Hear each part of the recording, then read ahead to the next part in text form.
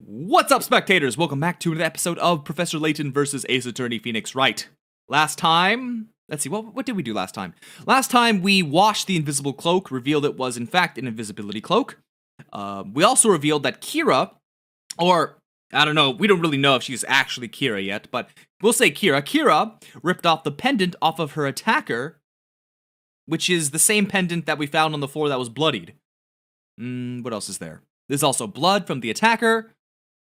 And now we've also been introduced to a spell called Feign-Fall, which is, if the incantation is heard, the victims fall unconscious. And that's what it is. Okay, let's continue with the interrogation.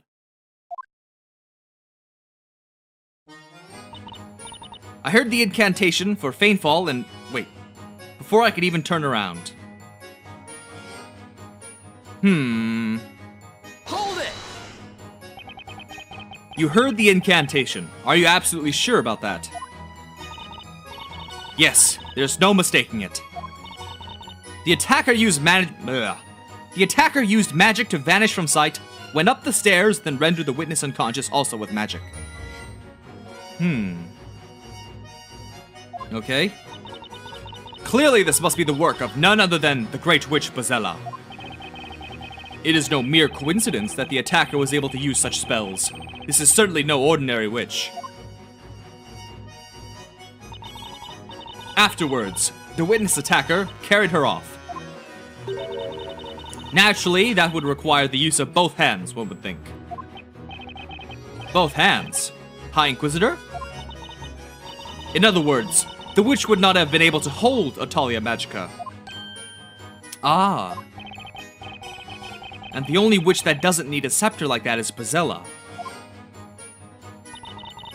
I see you have somehow managed to get that through your... I try that again. I see you have somehow managed to get that through your thick skull, Defender. Very well. Continue, witness. I was suddenly attacked. There was nothing I could do. My arms were restrained and the attacker covered my mouth. Hold on. The incantation. Something, Hold on. Hold it!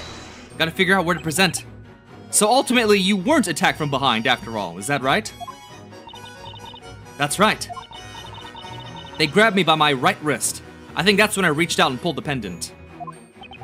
So basically, the attacker was in front of you the entire time. And yet somehow, you never managed to see their face.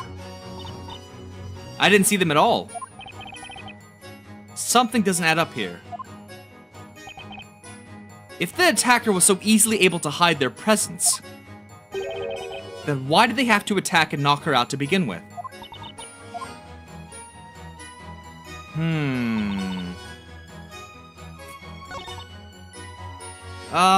Which one is it? That's when I lost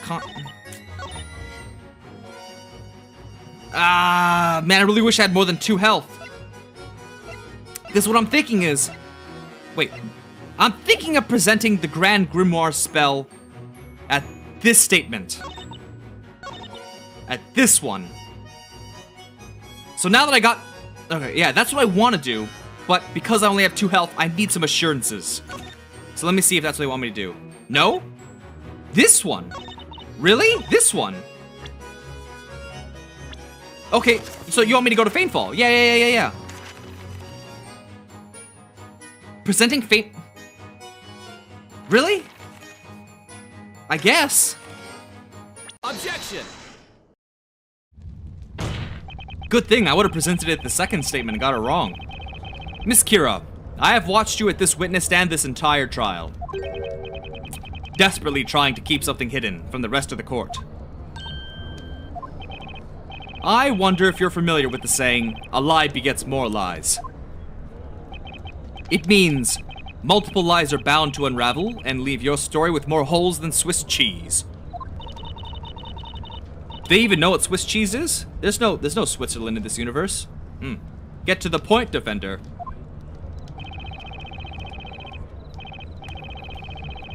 According to the Grand Grimoire, Feign-Fall causes a person to lose all consciousness. It's written here in black and white. Its effect takes hold the second the incantation is heard. Ah. Miss Kira, you testified as follows. You heard the incantation for Feign Fall, and immediately became aware of the presence of your attacker. You then put up a fight. But, if you really did hear that incantation, there's no way you would have been able to yank that pendant from your assailant.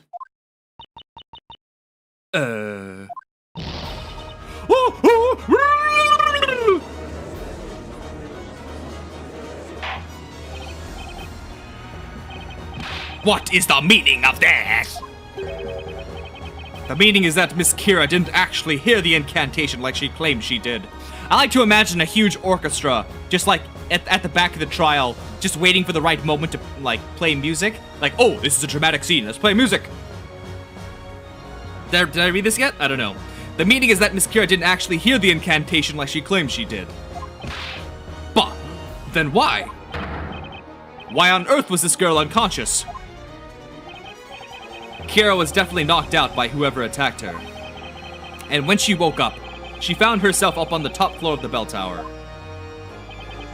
It's possible Miss Kira was rendered unconscious by...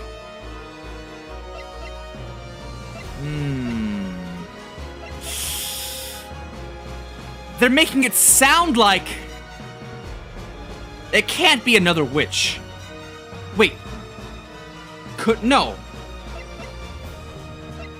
Both hands. Oh, okay, hold on. So I'll say what I would put, and then I'm gonna use another hint coin to make sure that's right. So let me think this through. No, it's not gonna be some other kind of sleeping spell. That doesn't make sense. Feign Fall is fine. See, it's either between something other than magic or another witch. So we need to think. They did say something about needing 2 hands. So I guess that would be to carry... I think it's something other than magic. That's what I'm gonna put my money on. Please don't give me the last 2. Oh my god, that's pointless. Okay. Alright. Something other than magic. The answer here is obvious. Something other than magic must have knocked her out. Objection! And what, may I ask, makes you so certain of that? Is it not possible that another spell could have been used? Objection! That's just not possible. You of all people should know that. I guess I'm right. What? Miss Kira's claim that she heard someone say the incantation is completely false. Even so. That wouldn't be too much of a problem if she actually had heard an incantation. That's right. However, going by her testimony, that can't have been the case. The only spell capable of making someone lose consciousness is Feign Fall. Isn't that right, High Inquisitor Darklaw? Defender, are you claiming there is another way besides magic that could have been used to render Miss Kira unconscious? There's only one other thing that crossed my mind. I'm speaking, of course, about sleeping medicine. Oh yes, going back to the last case. Sleeping medicine. If you remember, Miss Kira stated that she had attacked... Oh. Miss Kira stated that the attacker covered her mouth before she could scream. In doing that, the attacker was able to administer a potent sleep medicine, thus putting Miss Kira out like a light. Indeed. That does make sense. Therefore, Your Honor, the attacker did not necessarily have to be Bazella. I mean, why would an all-powerful being, capable of commanding any and all magic, need to resort to drugging someone? Objection! Hold it right there, Defender. They managed to sneak past the guards and make their way up into the bell tower. Clearly they must have used magic to appear invisible. Objection! You don't need magic to make yourself disappear, High Inquisitor. Throw this on, and getting past those guards to the tower is a piece of cake. The robe of invisibility. Despite all that, there's still one glaring problem. Miss Kira. Yes? You admitted to the court earlier that you were attacked from the front, correct? If that's the case, then there's only one possible conclusion we can draw. You, Miss Kira, were entirely capable of seeing your attacker's face. Why is that? I didn't... It's simple. You even said it yourself. Only residents of the Eldritch Woods are able to see this robe.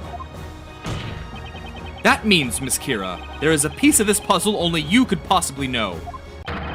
Only you can tell us the identity of the person who entered the bell tower and attacked you tonight.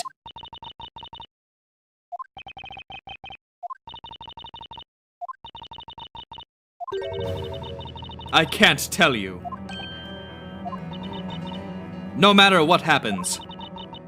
I just can't tell you, no matter what. What the hell? Judge! Put her in contempt of court! Contempt! You see, everyone, this witness has been covering up for someone from the very start of this trial. Whoa. But luckily for us, we won't be needing any more of Miss Kira's testimony. Why's that? Because the answer is staring us right in the face.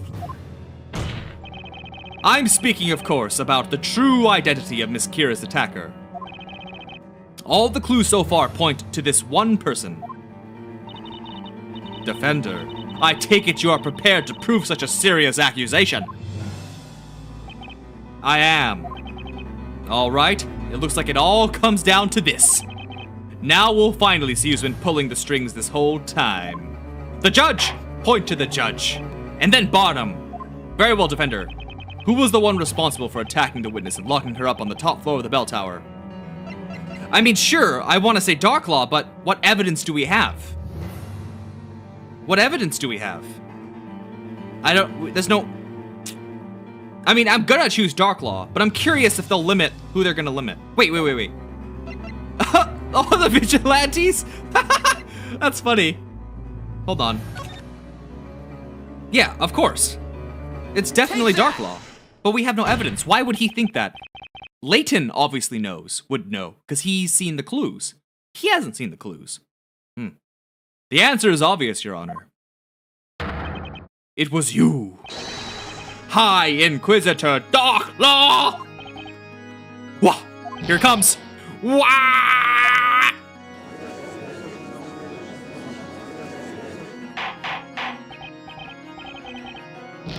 Inconceivable! There's no way. I must say, Defender, why are you covering your neck, huh? Your courage is impressive. However reckless you may be, accusing a High Inquisitor is no small feat, I assure you. However, with serious accusations come serious consequences. One small misstep, and I will personally see that you never set foot in this courtroom ever again. Mark my words. Well, yeah, because hopefully I'll be back in London, and then back in, quote-unquote, California. I understand. How confident. Let us see if that confidence of yours is well justified. Miss Kira's attacker drugged her with sleep medicine. It likely took no more than a few seconds for her to lose consciousness. The medicine must have been very potent.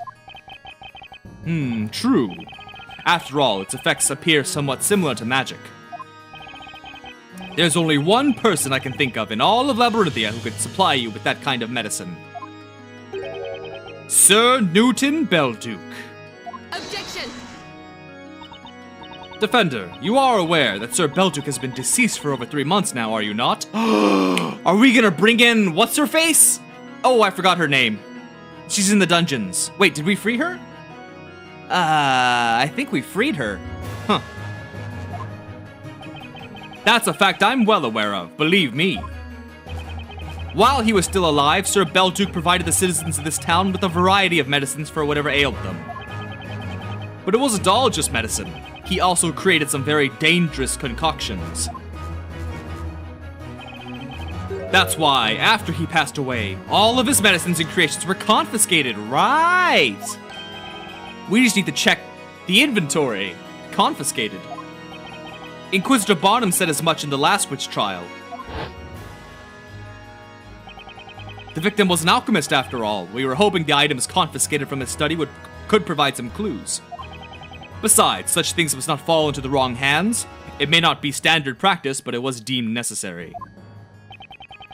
The confiscated goods are stored in our secret vault. The only person with access to them is the High Inquisitor, Lady Darklaw. Ah. Objection! So, because I have access to the medicine, I must be the one that used it. Is that what you're getting at, Defender? That's right. Unfortunately for you, I would hardly call that proof. You said it yourself. Sir Belduke concocted a plethora of dangerous medicines in his efforts to assist the people of the town. He was well known for this fact, a fact that he no doubt was none too pleased with.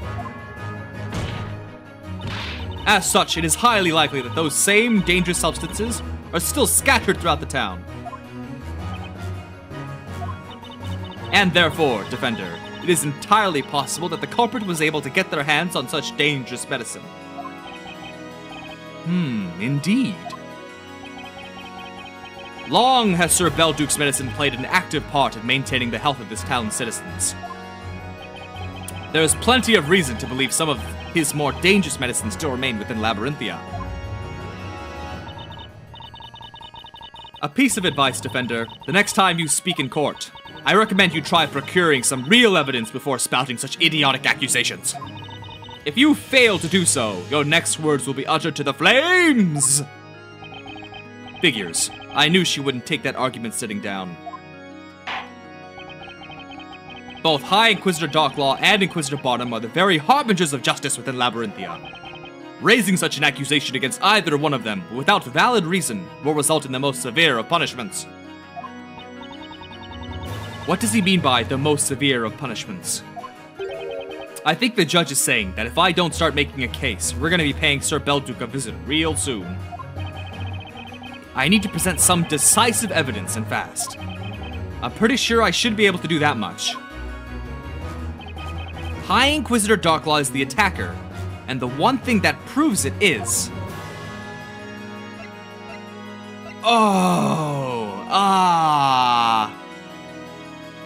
Ooh. I don't have any evidence that would help me in this situation, I don't think. No, I don't. Oh, the blood. This is the time for the blood. This has to be it. I'm gonna do Darklaw herself for her neck injury. Yes, that's it. Yes, that's it. The defense believes there is one clue here linking High Inquisitor Darklaw to the crime. High Inquisitor, that clue is actually still on you right now. On me? You're grabbing it right now. I must admit I do not know where you are going with this, Defender, but please point out this clue to the court. Show us this clue, supposedly still on the High Inquisitor's person. Right there. Got it! The High Inquisitor's neck? You don't mean... Oh, fuck yeah, I mean. Miss Kira yanked this pendant off of her attacker's neck. Take a look at the necklace. It still has a bit of blood left on it. According to her earlier testimony, when Miss Kira pulled at the necklace, she supposedly felt herself scratch the attacker's neck. Is that correct, Miss Kira? Yes.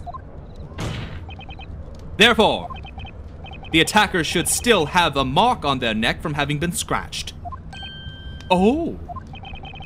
Would you mind letting the court take a look at your neck, High Inquisitor Darklaw? I'm pretty sure that underneath that high collar we'll find exactly the mark we're looking for. Unless, of course, you were able to get rid of it with magic. Take it off. Most impressive. What? I have to say, Defender, you have managed to finally hone that dull blade of yours into something of use. You are correct. There is, in fact, a mark on my neck that I did receive tonight. Whoa. Lady Darklaw! What is the meaning of this? Does that mean Lady Darklaw is the Great Witch? I just gave them all the same voice. It was easier that way. Your Honor! Oh! Yes, I see you're still here, Defender. Your Honor, I know you're shocked and everything, but come on, work with me here. Your Hummus, the defense. Would like to call High Inquisitor Darklaw to the witness stand. What did you just say? It's quite clear that the High Inquisitor has some connection to what transpired tonight. And what's more, there is a chance that she used her position of authority as High Inquisitor to frame my client as the Great Witch. Bah! Never in all my years as a judge of this court has an Inquisitor been asked to take the stand in the middle of a trial. Well, we're going to have to make some history here if we're finally going to find the truth. Even so, this trial cannot continue any further without an Inquisitor. Barnum! Barnum! In that case, how about you get Inquisitor Barn? Ham. Inquisitor Barnum remains incarcerated in the underground dungeons for the crime of treason against the storyteller. I don't think he'll be able to make it to this party. No way! Most regrettable, Defender.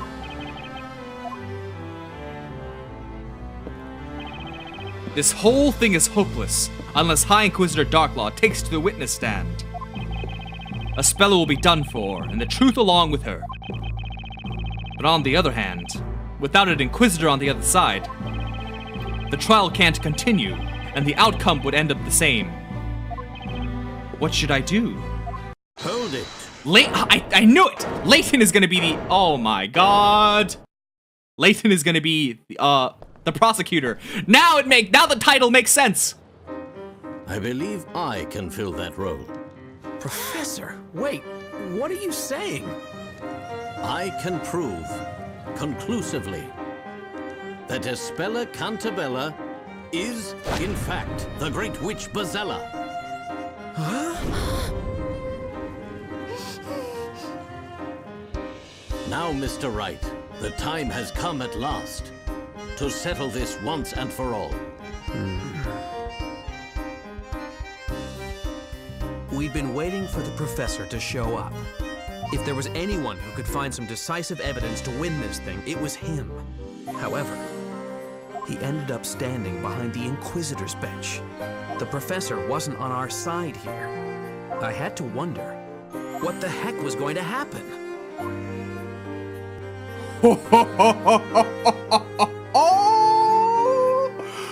Oh, yes. And with that, I'm going to end this video here. So stay tuned tomorrow for the next episode. And thanks for watching. Bye-bye.